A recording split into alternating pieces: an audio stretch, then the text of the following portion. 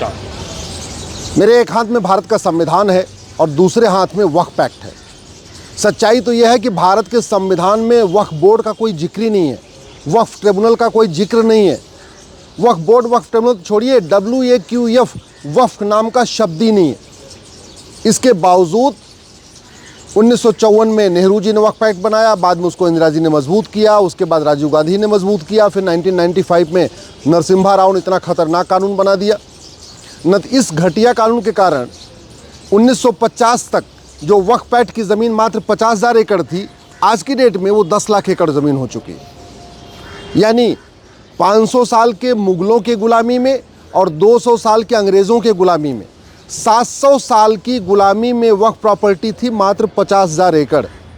लेकिन जब ये कानून बना वक्फ एक्ट, उसके बाद वक्फ प्रॉपर्टी बढ़ने लगी और इतना तेज़ी के स्पीड से बढ़ी कि पिछले 75 साल में 50,000 जो एकड़ ज़मीन थी, अब की डेट में वो 10 लाख एकड़ ज़मीन हो चुकी है। सरकार बिल ला रही है, बिल में क्या है, कैसे है, क्या परिणाम होगा, लेकिन कुछ सवाल तो बनता है। क्या जैसे मुस्लिम्स के लिए वक्फ बोर्ड है, वैसे हिंदुओं के लिए हिंदू दान बोर्ड है क्या? जैसे मुस्लिम्स के लिए वक्फ ट्रिब्यूनल है, क्या हिंदुओं के लिए हिंदू दान ट्रिब्यूनल है क्या? जिस तरीके का अधिकार मुस्लिम्स को मिला हुआ है, क्या वैसा अधिकार हिंदुओं को भी है क्या? आज की डेट में मुस्लिम्स जिसको वक्फ प्रॉपर्टी डिक्लेयर कर देते हैं, उसका सीधे सीधे मुकदमा तो वक्फ ट्रिब्यूनल में चलता है। तो हिंदू जिसको अपनी दान की प्रॉपर्टी डिक्लेयर करते हैं, उसका मुकदमा फिर हिंदू दान ट्रिब्यूनल में चलना चाहिए। फिर तो काशी, मथुरा, भद्रकाली, भोजशाला, अटाला, ये सारे मुकदमे कोर्ट में नहीं चलना चाहिए, बल्कि हिंदू ट्रिब्यूनल में चलना चाहिए। मेरा ये कहना है, ये संविधान ये जो कानून है वक्फ एक्ट, संविधान की धज्जियाँ उड़ा रहा है। इसकी कोई ज़रूरत नहीं है। भारत के संविधान में जो शब्द यूज़ किया है वो चैरिटी यूज़ किया है, यानी एक यूनिफॉर्म चैरिटी कोड होना चाहिए। भारत के संविधान में जो शब्द यूज़ किया है वो एक इंडाउमेंट किया है, इसका मतलब एक यूनिफॉर्म इंडाउमेंट कोड होना चाहिए। भारत के संविधान में प्रॉपर्टी शब्द यूज़ किया है, यानी यूनिफॉर्म प्रॉपर्टी कोड होना चाहिए। समान दान संहिता होनी चाहिए, समान धर्मस्थ संहिता होनी चाहिए और समान संपत्ति संहिता होनी चाहिए। और जब भारत के संविधान में सेकुलर शब्द जोड़ दिया, फिर मज़हब के आधार पर बोर्ड और ट्रिब्यूनल कैसे हो सकता है? भारत का संविधान तो मज़हब के आधार पर हर चीज़ का विरोध करता है, और सेकुलर शब्द तो बिल्कुल उसके, जब सेकुलर शब्द जुड़ गया फिर तो मज़हब के आधार पर कोई बोर्ड ट्रिब्यूनल हो ही नहीं सकता। ये जो कानून है वक्फ एक्ट, ये पूरी तरीके से आर्टिकल 14 जो कहता है equality before law, equal protection of law, इसका वायलेशन करता है। ये जो आर्टिकल 15 कहता है किसी से भेदभाव नहीं किया जाएगा, ये वक्फ एक्ट भेदभाव करता है। आर्टिकल 27 कहता है मज़हब के आधार पे एक पैसा नहीं खर्च होगा, और सच्चाई ये है कि वक्फ बोर्ड, वक्फ ट्रिब्यूनल के जो एम्प्लॉई हैं, जो उनमें कर्मचारी हैं, जो काम करने वाले हैं, जो उसके पदाधिकारी हैं, सबको वेतन भत्ता, गाड़ी, बंगला, ये सब हिंदुओं के टैक्स के पैसे से, हिंदुओं के इनकम टैक्स से, हिंदुओं के GST से जाएगा। ये जो वक्फ एक्ट है, ये मज़ार, दरगाह और पक्के कब्रिस्तान को भी वक्फ प्रॉपर्टी डिक्लेयर करता है, जबकि मज़ार, दरगाह, पक्का कब्रिस्तान बनाना, मज़ार, दरगाह, पक्के कब्रिस्तान पे जाना इस्लाम में हराम है। जहाँ इस्लाम शुरू हुआ वहाँ एक भी मज़ार नहीं, एक भी दरगाह नहीं, एक भी पक्का कब्रिस्तान नहीं है। क्यों? क्योंकि वहाँ जाना, ये बनाना हराम है। फिर वक्फ एक्ट मज़ार, दरगाह और पक्के कब्रिस्तान को कैसे वक्फ प्रॉपर्टी डिक्लेयर कर सकता है? भारत के संविधान में आर्टिकल 30 में जो लिखा हुआ है कि आप रिलीजियस स्कूल खोल सकते हैं, मदरसा नहीं।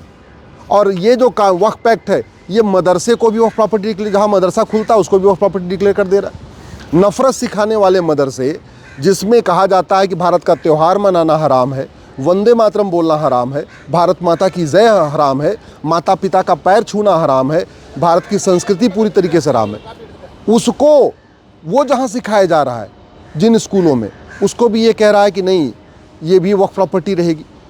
ये मेरा मानना है, ये कानून पूरी तरीके से ख़त्म होना चाहिए। और सबसे बड़ी बात ये, जिन वहशी दरिंदों ने हमारे पूर्वजों की हत्या किया, नृशंस हत्या किया, गुरु तेग बहादुर की नृशंस हत्या किया, गुरु गोविंद सिंह के परिवार की हत्या किया, उनकी प्रॉपर्टी वक्फ प्रॉपर्टी कैसे हो सकती है? जिन वहशी दरिंदों ने हमारी माताओं और बहनों का बलात्कार किया, उनकी प्रॉपर्टी या वो जहाँ पे कब्ज़ा करके बैठे थे वो प्रॉपर्टी कैसे हो सकती है? जिन वहशी दरिंदों के कारण हमारी माताओं ने जौहर किया, उनके मकबरे, उनके चबूतरे, उनकी मज़ार, उनकी दरगाह, उनका वो जहाँ पे कब्ज़ा करके बैठे, वो वक्फ प्रॉपर्टी कैसे हो सकती है? भारत स्वतंत्र हो चुका है, भारत संप्रभु हो चुका है। संविधान का मतलब होता है समान विधान, संविधान का मतलब होता है एक देश एक विधान, और एक देश एक विधान का मतलब फिर मज़हब के आधार पर कोई नियम कानून नहीं होना चाहिए। भारत में ये वक्फ एक्ट पूरी तरीके से ख़त्म होना चाहिए। मैं पहले भी कह रहा था, आज भी कह रहा हूँ, क्योंकि वक्फ एक्ट में आप कितना भी बदलाव कर लीजिए, लेकिन रहेगा तो एक मज़हब के लिए। ये वक्फ एक्ट हिंदुओं काम तो नहीं आएगा, जैन के काम तो नहीं आएगा, बौद्ध सिख के काम तो नहीं आएगा। और जो सबसे बड़ी समस्या है, जो प्रॉपर्टी ट्रस्ट एक्ट में रजिस्टर हो चुकी हैं, उस पर भी अगर ये कानून, इस पर मुस्लिम्स दावा ठोकेंगे, फिर तो वक्फ ट्रिब्यूनल में चला जाएगा। जो प्रॉपर्टी सोसाइटी रजिस्ट्रेशन एक्ट के अंतर्गत रजिस्टर की गई हैं, उस पर भी अगर वक्फ एक्ट दावा ठोकेगा तो फिर ये मामला वक्फ ट्रिब्यूनल में जाएगा। जो प्रॉपर्टी जैन की है, चाहे जैन धर्मशाला है, चाहे वो मारवाड़ी धर्मशाला है या अग्रवाल धर्मशाला है, जो प्रॉपर्टी हिंदू जैन बौद्ध की सिख की है, उस पर अगर वक्फ बोर्ड दावा ठोकेगा तो हिंदू जैन बौद्ध सिख को तो वक्फ ट्रिब्यूनल में ही जाना पड़ेगा। मतलब हिंदू हिंदू का झगड़ा होगा तो डिस्ट्रिक्ट कोर्ट में चलेगा, और हिंदू मुस्लिम का झगड़ा होगा तो वक्फ ट्रिब्यूनल में चलेगा। ये कानून बिल्कुल, संविधान इसकी इजाज़त बिल्कुल नहीं देता।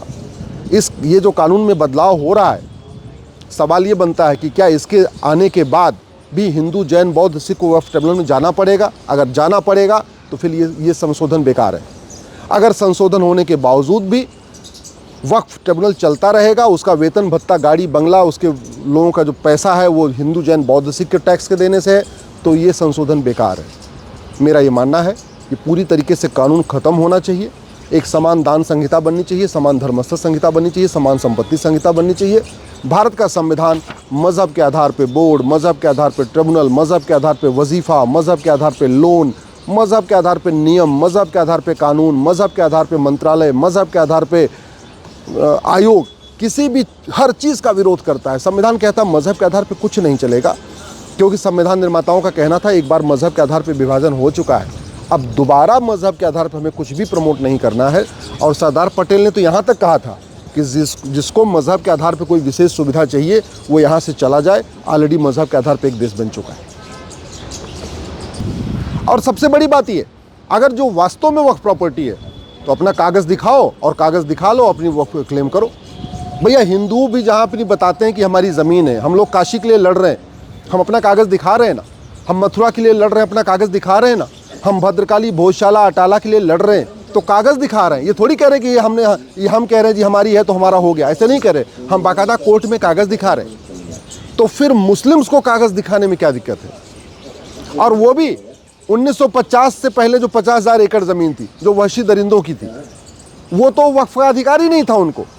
भाई वहशी दरिंदे यहाँ आए, तलवार के दम पे लूटे तोड़े, जगह कब्जा कर लिया, उनको वक्फ का अधिकार कैसे हो सकता है? और जब मुग़लों को वक्फ का अधिकार नहीं, तो उनके निज़ामों को, उनके जागीरदारों को, उनके नंबरदारों को, उनके तिमारदारों को, उनके सैनिकों को, उनके सेनापतियों को वक्फ का अधिकार कैसे हो गया? उनको वक्फ का अधिकार नहीं था। और जब संविधान लागू हो गया और one nation one court system लागू हो गया, एक देश एक कोर्ट, फिर अलग से ट्रिब्यूनल क्यों? और ट्रिब्यूनल है भी तो उसमें गैर मुस्लिम क्यों जाए? भाई मुस्लिम का झगड़ा है तो ठीक है, वक्फ ट्रिब्यूनल में चलेगा, लेकिन जहाँ गैर मुस्लिम का झगड़ा है, मुस्लिम हिंदू का झगड़ा है, मुस्लिम क्रिश्चियन का झगड़ा है, मुस्लिम पारसी का है, मुस्लिम ईसाई का है, फिर वो क्यों जाएं? किस लिए? ये संविधान तो नहीं कहता है। और जिसके पास, अगर वास्तव में जिसने दान किया है, उसके पास कोई न कोई कागज़ तो होगा ना, कोई न कोई सबूत तो होगा ना। तो सबूत दिखाने में क्यों डर रहे हैं? कागज़ दिखाने में क्यों डर रहे हैं? कागज़ नहीं दिखाएंगे, वो प्रॉपर्टी बताएंगे, ये नहीं चलेगा, ये नहीं चलना चाहिए, और बिल्कुल ये स्वीकार नहीं होना चाहिए। भारत के लोग जाग चुके हैं। अब मज़हब के आधार पे बोर्ड, मंत्रालय, वजीफ़ा, लोन, बोर्ड, ट्रिब्यूनल, ये कुछ भी नहीं चलेगा।